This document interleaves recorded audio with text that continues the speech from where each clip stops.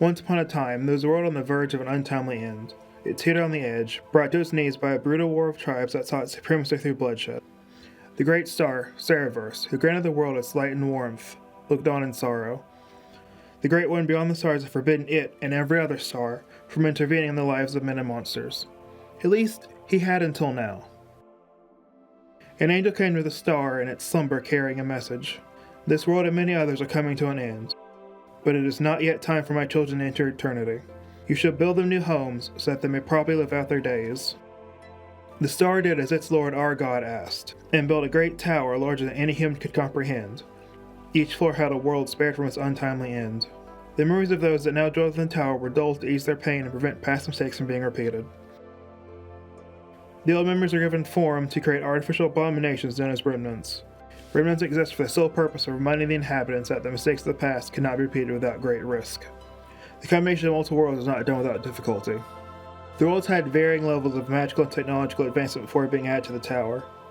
The degradation of advanced technology due to magic experience was another thing that made it clear that some forces of the tower would have been able to use to dominate others once they made contact. To prevent this, Seruverse and several other stars crafted the Window of Unification, more commonly known as the System, and/or the status screen. The System awakens a dormant magical power hidden within all living creatures. This allows all of them to cast magic to some extent, and boosts the power of the physical form. With the stage set and the playing field evened out, the stars once again resume their spectator's role, interacting only when wished upon, or when a new floor needs to be created. What happened after that, thou asketh? Well, 'twas none other than the start of a new era. An era where friends were made, worlds collided, and cities were burned. People were slaughtered and people lived, and for all its faults, it was something beautiful.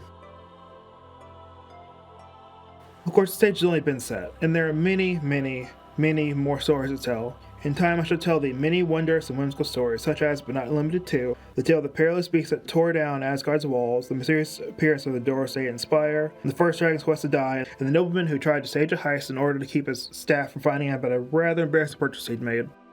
It was time to prepare all the assets needed for those tales, and they'll have a lot more moving parts. I do hope you stick around to see them when they're ready. Future stories will have more 3D visuals, and I'll turn lights on so they may gaze upon my well-crafted mask. Be sure to check the description for ways to support the project. Every purchase and donation helps and is very appreciated. And until our paths cross again, I hope you remember that I, Seruviel Antonius Narrano, burner of the midnight oil and certified master magi, appreciate the sacrifice of your time. Also, Jesus loves you, and it's very unwise to take financial advice from old men clad only in maple leaves. Other kinds of leaves are fine though, but you didn't hear that from me.